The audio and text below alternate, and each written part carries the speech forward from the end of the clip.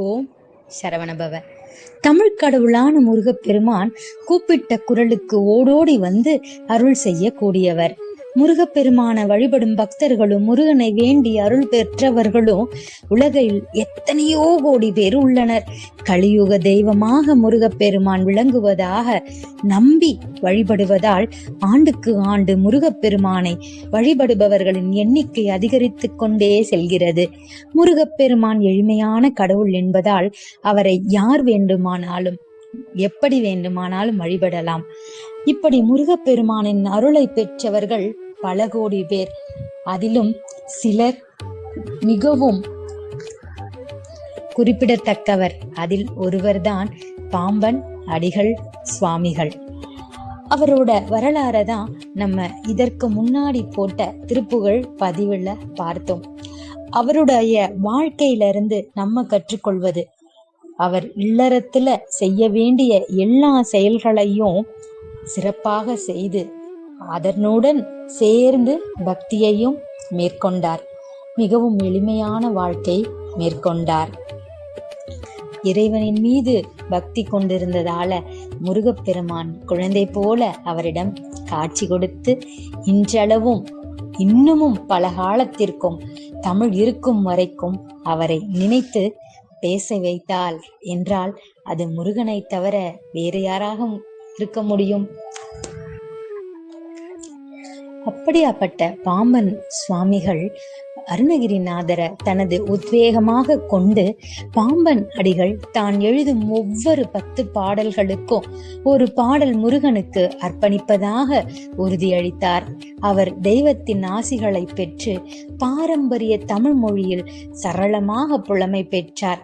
தமிழ் கடவுளின் அருள் இருந்தால் மட்டுமே தமிழ் மொழியை கற்றுக்கொள்ள முடியும், தமிழ் மொழியில் நாம் பேச முடியும். தனது அன்புக்குரிய தெய்வமான முருகனை பற்றி கவிதைகள் எழுதத் தொடங்கினார். சிறிது காலம் இல்லறை வாழ்க்கை நடத்திய போதிலும் அவர் உள்ளுக்குள் துறவற வாழ்க்கைக்காகத்தான் ஏங்கினார். அப்படி பாம்பன் அடிகளார் தன் உத்வேகமாக கொண்டிருந்த அருணகிரிநாதர் அருளிய திருப்புகழை பாடல் வரிகளுடன் பொருளையும் பார்த்துக்கிட்டு வரோம். அதுல இன்னைக்கு நம்ம பார்க்க போறது பாடல் 143 145 வரைக்கும். பாடல் 143. கணமாய் எழுந்து வெற்பு எனவே உயர்ந்து கற்பூர மாரணம் துளுத்திடுமானார் கனிவாய் உகந்து சிக்கெனவே அணைந்து கைப்பொருளே இழந்து விட்டு அயர்வாயே மனமே தளர்ந்து விக்கலுமே எழுந்து மட்டு அறவே உழந்து சுக்கு அது போல வசமே அழிந்து உக்கிடு நோய் துறந்து வைப்பு எனவே நினைந்து உனை புகழ்வேனோ புனவேடர் தந்த பொன்குற மாது இன்புற புனர் காதல் கொண்ட அக்கிழவோனே புனல் ஏழும் மங்க வெற்போடு சூர் சிரங்கள் பொட்டு எழவேள் எறிந்த உக்கிர வீரா தினமேவு குங்கும புய வாச கிண்கினி சீரு கீத செம்பதத்து அருளாளா சிவலோக சங்கரிக்கு இறைபால பைங்கைய திருவாவினங்குடி பெருமாளே.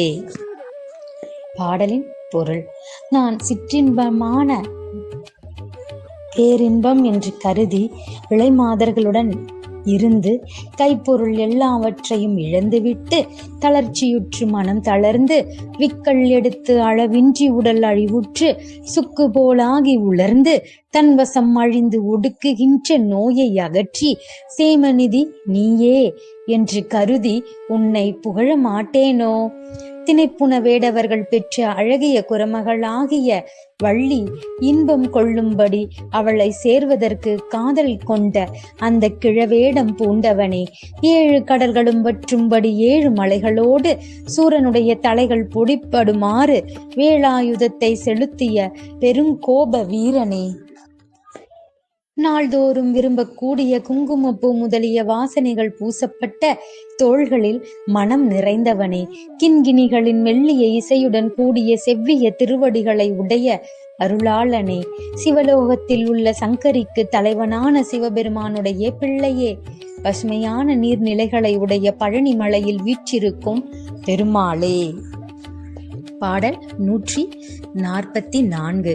காரணிந்தவரை பாரடர்ந்து வினை காதல் நெஞ்சு அயரத் தடுமாறி கால் நரம்பு உதிர தோல் வழும்பு உருப்பொய் காயம் ஒன்று பொறுத்து அடியேனும் தார் இணங்கு குழல் கூர் அணிந்த விழி சாபம் ஒன்று நுதல் கொடியார் தம் தாழ் பணிந்து அவர் பொன் தோள் விரும்பி மிக தாழ்வு அடைந்து உளைய தகுமோ தான் சூரன் அங்கம் விழ தேவர் நின்று தொழ தோயமும் சுவரப் பொறும் வேளா தூய்மை கொண்ட குரத்தோகை நின்ற புனம் சூழ் பெரும் கிரியில் திரிவோனே ஆரணன் கருட கேதனன் தொழ முற்று ஆழம் உண்டவருக்கு உரியோனே ஆளையும் பழனச் சோலையும் புடை சுற்று ஆவினன் குடியிற் பெருமாளே. பாடலின் பொருள்.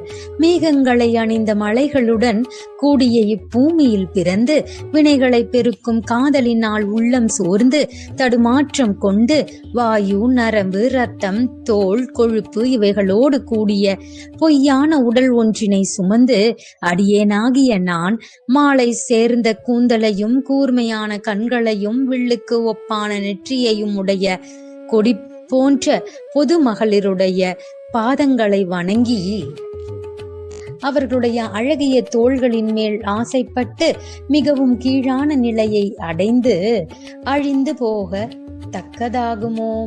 சூரனுடைய உடல் அழிந்து போக தேவர்கள் நின்று போற்ற கடலும் வற்றி போக சண்டை செய்யும் வேளனே பரிசுத்தம் கொண்ட மயில் போன்ற வள்ளி நின்ற திணைப்புணங்கள் சூழ்ந்த வள்ளிமலையில் திரிகின்றவனே. பிரம்மன் கருட கொடியையுடைய திருமால் இருவரும் வணங்க ஆழகால விஷம் முழுவதையும் உண்ட சிவபெருமானுக்கு உரியவனே. கரும்பு ஆலைகளும் வயல்களும் சோலைகளும் பக்கங்களில் சூழ்ந்துள்ள திருவாவினன்குடியில் பழனியில் வீற்றிருக்கும் பெருமாளே. பாடல் 145. குரம்பை மலம் சலம் வழுவழு நினமொடு எலும்பு அணி சரிதிசை இரல் குடல் நெதி குலைந்த செயிர்மயிர் குருதியோடு இவை பல கசுமாலம் குடின் புகுதும் அவர் அவர் கடு கொடுமையர் இடும்பர் ஒரு வழி இணை இளர் கசடர்கள் குரங்கர் அறிவிழர் நெறி இளர் மிருகனை விரல் ஆன சரம்பர் உறவனை நரகனை துரகனை இறங்கு களியனை பரிவு உரு சடலனை சௌந்தரிக முக சரவண பதமொடு மயிலேறி தழைந்த சிவச்சுடர் தனை என் மனதினில் அழுந்த உரை செய்ய வருமுக நகை ஒளி தழைந்த நயனமும் இருமலர் சரணமும் மறவேனே. இரும்பை வகுளமொடு ஈயை பழ முகில் பொழில் உறைந்த குயில் அழி ஒளி பரவிடம் மயில் இசைந்து நடமிடும் இணையிலி புலி நகர் வள நாடா இருண்ட குவடு இடி பொடிபட வெகு முகடு எரிந்து மகரம் ஒழ்திசை கரி குமுருக இறைந்த அசுரரோடு இபப்பரி யமபுரம் விடும் வேளே சிரம்பொன் அயனொடு முனிவர்கள் அமரர்கள் அரம்பை மகளிர் ஒடு அரகர சிவசிவ செய்யம்பு என நடமிடு பதம் அழகியர் குருநாதா செழும் பவள ஒளி நகை முகமதி நகு சிறந்த குரமகள் இணை முளை புதைப்பட செயம் கொடு அணை குக சிவமலை மருவிய பெருமாளே. பாடலின் பொருள். சிறு குடிலாகிய இந்த வீடு உள்ளே இருப்பது மலமும் மூத்திரமும் கெட்ட வழுவழுப்பான கொழுப்பும் எலும்பும் அடுக்காக சரிந்துள்ள தசைகளும் ஈரலும் குடலும் முறையின்றி சிக்குற்ற மயிர்களும் இரத்தம் முதலியவைகளுடன் இவற்றோடு கெட்ட அழுக்குகள் நிறைந்ததுமான இந்த வீட்டில், அதாவது உடலில் ஐம்புலன்கள் குடிபுகுந்துள்ளனர். அவர்கள் மிகவும் கடுமையான கொடுங்குணத்தினர், அகந்தை கொண்டவர்கள், ஒரு வழியில் போகாதவர்கள், குற்றம் உடையவர்கள், குரங்கு போல் சேட்டை செய்பவர்கள், அறிவில்லாதவர்கள், நன்னெறியில் ஒழுகாதவர்கள், மிருகத்தன்மை உடைய வலிமை வாய்ந்தவர்கள், விஷம் போன்ற குணமுடையவர்கள். இத்தகையவர்களுடன் நட்பு உடையவனை, நரகம் புகுகின்றவனை, குதிரை போல் மிக வேகமாக செல்லும் மனத்தை உடையவனை, அழுது ஏங்கும் வறியவனை, துன்பத்துக்கு உறைவிடமாகிய உடல் மேல் அன்பு கொண்டவனுமாகிய என்னை அழகிய முகத்தவனே, சரவண பொய்கையில் தோன்றியவனே, நீ அழகோடு மயிலின் மீது ஏறி வந்து செழிப்புடன் பூரித்த சிவ ஒளியை என்னுடைய மனதில் அழுந்தும்படி நன்றாக ஓதி உபதேசிக்கும் பொருட்டு வந்த திருமுக சிரிப்பு பூத்த ஒளியையும் குளிர்ந்த கண்களையும் உனது மலர் போன்ற 2 திருவடிகளையும் நான் மறவேன். இழுப்ப மரங்களும் மகிழ மரங்களும் நிறைந்து இவைகளின் மேல் பல மேகங்கள் தங்கும் சோலைகளில் வசிக்கின்ற குயில்களும் வண்டுகளும் இனிமையான ஒளிகளை பரப்ப, மயில்கள் அந்த இசைக்கு ஒத்து நடனமிடுகின்ற இணையில்லாத சிதம்பரம் என்னும் வளப்பம் பொருந்திய நாட்டுக்கு உரியவனே, இருள் சூழ்ந்த கிரௌஞ்ச மலை இடிந்து பொடிபொடியாக பல மலைகளும் பொடிபட மகர மீன்கள் உறையும் கடல் தீப்பற்றி கொள்ள ஒளி பெற்ற 8 திசைகளில் உள்ள யானைகளும் கலங்கி பிளிர ஆர்ப்பரித்து வந்த அசுரர்களோடு அவர்களுடைய யானை குதிரை முதலிய படைகளையும் யமலோகத்துக்கு அனுப்பிய தலைவனே, உயர்ந்த பொன்னிறம் கொண்ட பிரம்மனும் முனிவர்களும் தேவர்களும் அரம்பை மகளிரும் அரகர சிவசிவ சுயம்ப மூர்த்தியே என்று புகழ நடனம் செய்கின்ற திருவடி அழகாக அமைய பெற்ற சிவபெருமானுக்கு குருநாதனே, செழித்த பவளம் போன்ற நிலவை பழித்து சிரிக்கும் மலர்ந்த முகവും சிறப்புடன் அமைந்த குறப்பெண்ணாகிய வள்ளியின் அன்பான உள்ளத்தை குடிகொண்டிருக்கும் வெற்றி கொண்டு அவளை அணைத்த குகனே, பழனிமலையில் வீற்றிருக்கும் பெருமாளே. எவ்வளவு அழகான பாடல்! திருப்புகழ் ஒவ்வொரு பாடலுமே நம்மளோட வாழ்க்கையை நமக்கு எடுத்து காட்டுகிறது. எது மாயை, எது உண்மை என்றும் எடுத்து கூறுகிறது. இந்த பொருளை படிக்க படிக்க இவ்வளவுதான் வாழ்க்கையா? நம் முருகப்பெருமான் இந்த ஞானத்தை நமக்கு அருள வேண்டும். அதை நம் வாழ்வில் கடைபிடிக்க அவர் பாதங்களை பற்றி கொள்ள வேண்டும் என்பதை நமக்கு எடுத்து கூறுகிறது இந்த திருப்புகழ். அனைவரும் இந்த திருப்புகழை படிப்போம், கேட்போம், மனதில் தெளிவு பெறுவோம், முருகனை பற்றி கொள்வோம். ஓம் சரவணபவ. வெற்றிவேல் முருகனுக்கு அரோகரா.